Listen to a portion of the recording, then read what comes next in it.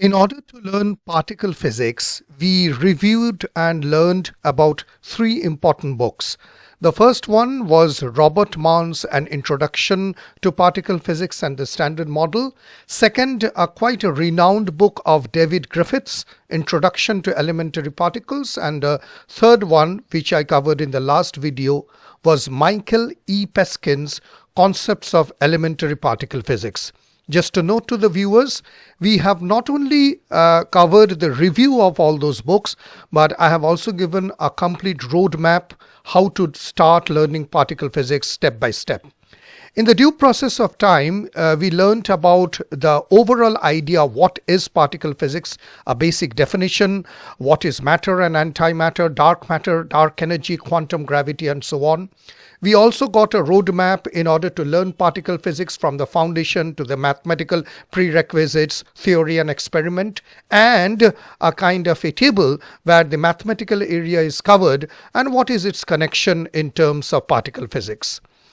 Apart from that, in the last video, we learnt about SLAC, which is the Stanford Linear Accelerator Center, where Michael Peskin emphasized on the fact that space-time symmetry should be learned first before we go into particles. The reason was that I explained that space-time symmetry do provide certain constraints, and particles are not actually detected over here. They give us a clue, and these are in terms of track-in detectors, what is the energy deposit, what is the missing momentum. So particles are inferred, they are not observed. And we also learned about the quark model, the CP violation, neutrino masses, the elusive Higgs boson particle, which is called the God particle, and why CP violation shows, and various other important things. So these are more or less the coverage over the last three videos which I have done in terms of reviewing, understanding, and giving you a complete roadmap to learn particle physics. In today's video, I would be introducing another important and a wonderful book which is called An Introduction to Particle Physics, and we will also explore the new methods, new ways of learning particle physics. So this is the book Elementary Particle Physics, third edition. This is the recent one which I have taken, and this is by Alessandro Bettini. And Alessandro Bettini, this is his picture, Professor Emeritus of Physics, Padova University. If I am not wrong, this is the famous university where Galileo Galilei actually taught about astronomy and astrophysics. The product details of the book is quite a thick book, more than 500 pages. It is from the Cambridge University, and while I went through and searched about Professor Alessandro, I found a little bit about this part, which is flashing right on your screen. He is a professor from Italy. This is the Google Scholar of his, and you can go and find out what are the details that are covered. Obviously, these type of professors and writers won't have much in terms of, I would say, Facebook or social media part. Now, the target audience, this is very important in terms of understanding when we are talking about who is the person that the book targets. And here the professor clearly marks out, I have highlighted it in red, that the reader is assumed to have taken an introductory level nuclear physics, special theory of relativity, and quantum mechanics, which includes Dirac equation, knowledge of angular momentum, its composition rules, and the underlying group theoretical aspects is also assumed at a working level.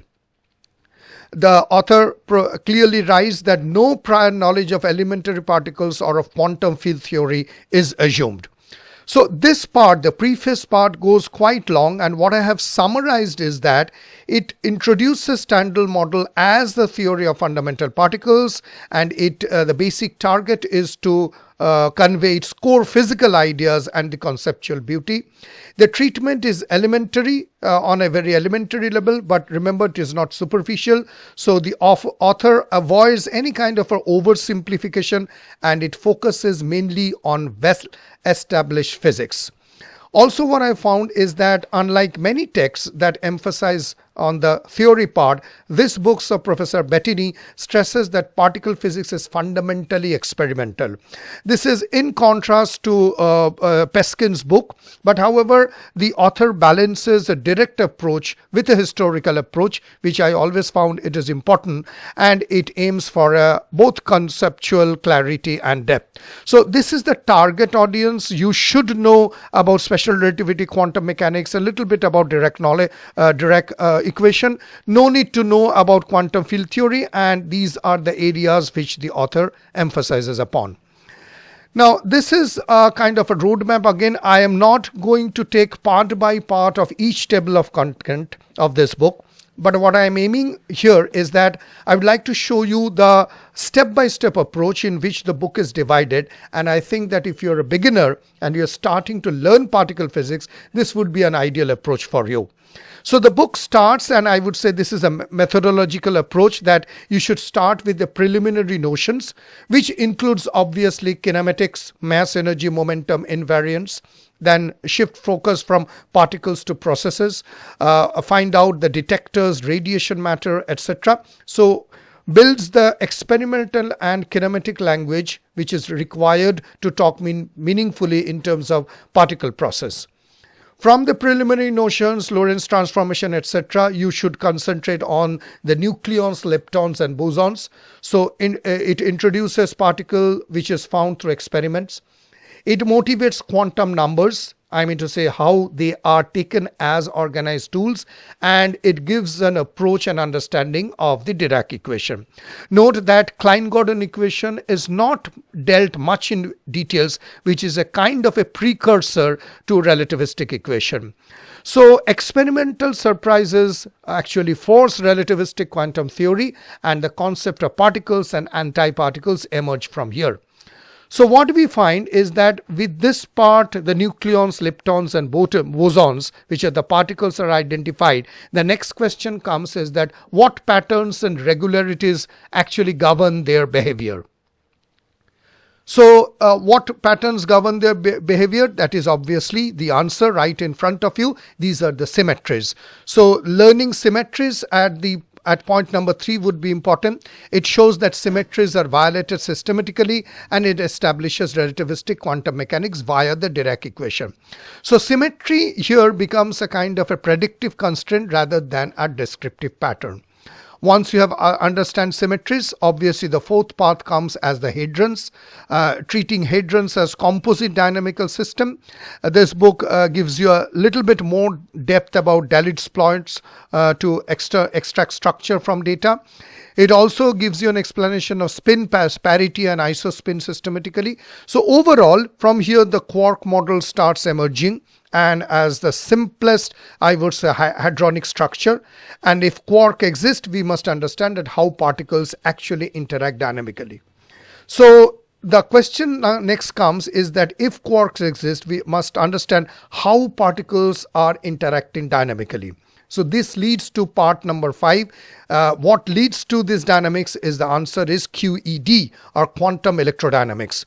So in this part you will learn about gauge symmetry, transition from quantum mechanics, the point-like particles, to quantum field theory, and you will also find a reinterpretation of forces as particle exchange, not just mere forces in a conventional sense.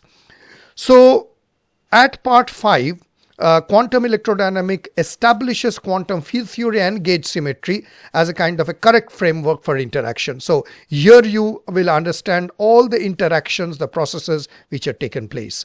From quantum electrodynamics, the Feynman diagram, etc., you move to quantum chromodynamics.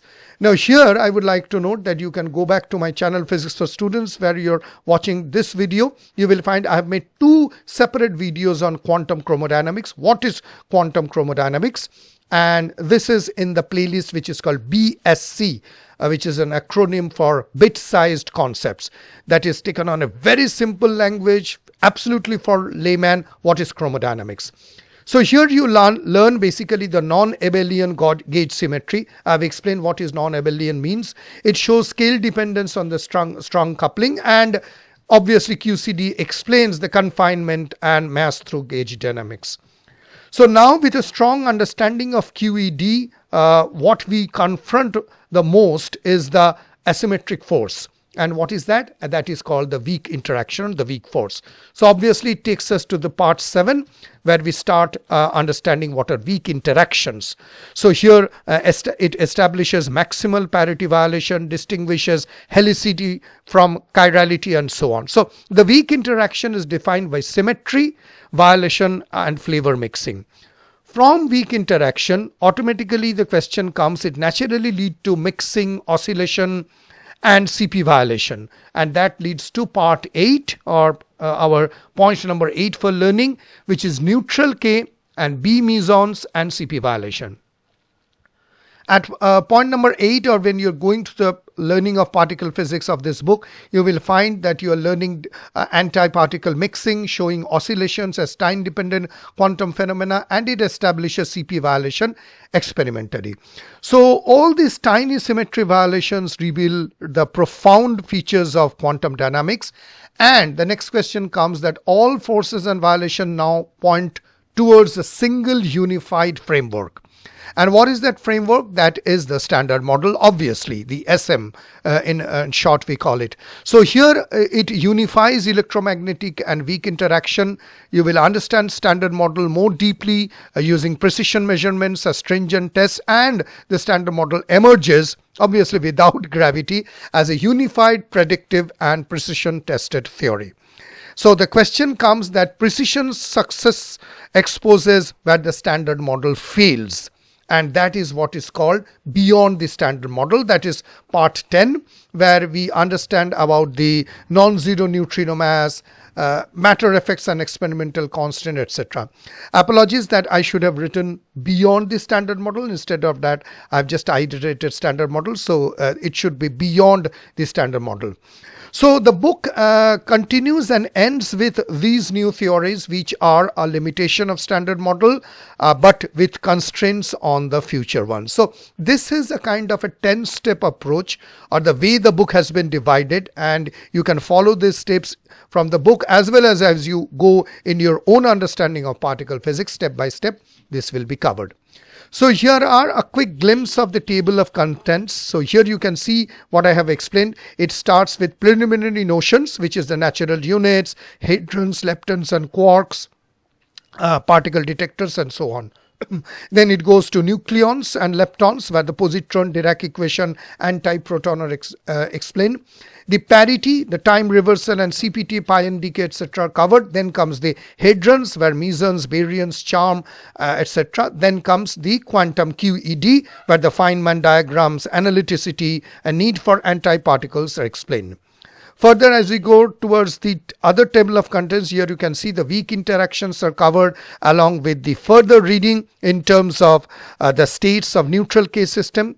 And as just the way I have progressed step by step, the standard model is being done, and beyond the standard model, where the neutrino oscillation, limits on neutrino mass, and challenges which the current scenario of particle physics is facing. Apart from that, what is more important from the table of contents is this one, which is the appendix.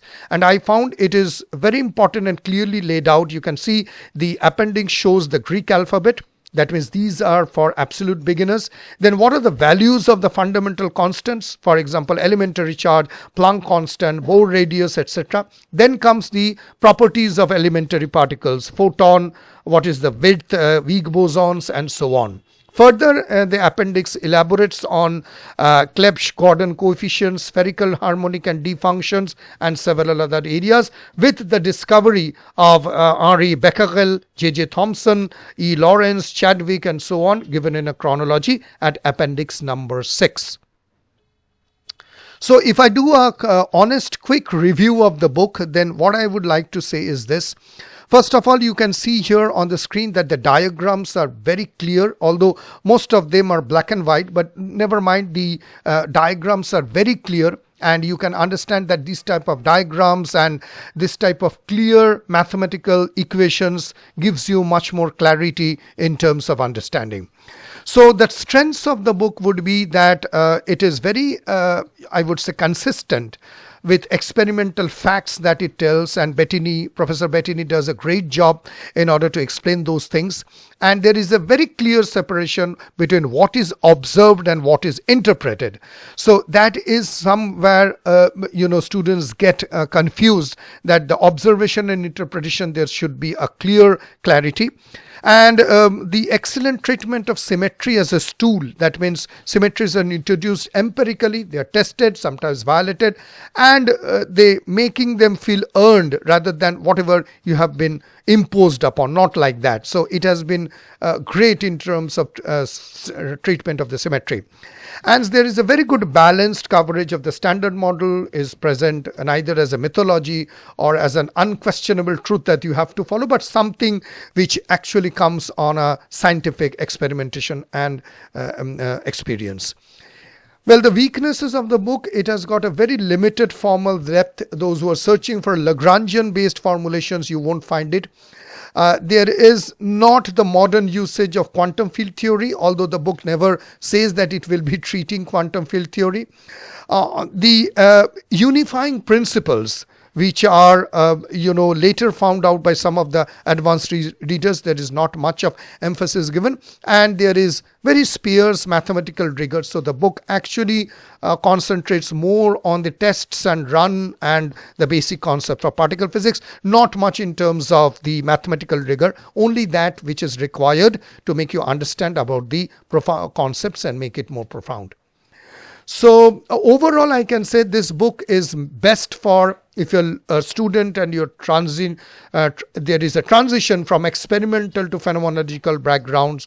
You want to understand how particle physics is inferred, what is the logical progression, and so on. And you may find it insufficient because it doesn't make too much of approach on QFT, Lagrangian approach, and advanced field theory calculations. So overall, this is my final take of this book, is that it teaches particle physics as it is discovered and constrained by experiment. It is very clear, disciplined, step by step, and through intentional light on formal theory. So that's it for today's video. If you have liked, please thank you very much for watching this video. If you have liked, please do not forget to subscribe to my channel Physics for Students and click on the bell icon so that you get all the notifications from this channel. You can follow me on my other social media handles and write to me at this email ID. Physics for Students will be soon back with more interesting videos, and wishing you a Merry Christmas and a Happy New Year. See you soon in the next video, but till then, may the good Lord be with you.